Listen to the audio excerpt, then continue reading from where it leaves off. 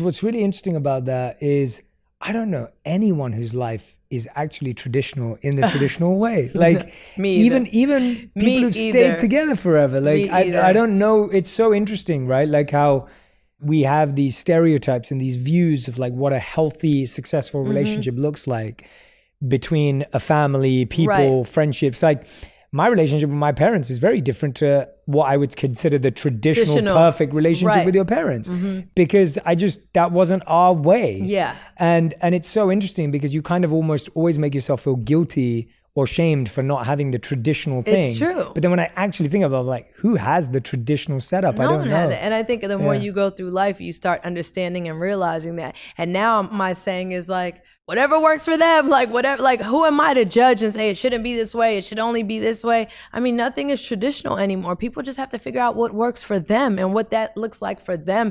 Like if it works for you, that's what matters. Because at the end of the day, I always say, when you're going through something, when you're down, when you're depressed, more times than not, you're dealing with that alone. You have your friend support, but I'm saying in those critical moments when you're in that bathroom looking in that mirror and you're crying and going through stuff, you're going through that alone. So make decisions that make you happy and not worrying about what everybody else is gonna say or how people are gonna view me, because in those quiet moments, you are by yourself and you have to face yourself, whatever that looks like. And I had to learn that because, again, the people pleaser in me. What is this one gonna say? Or is this one gonna be mad if I do this? I gotta make this one happy.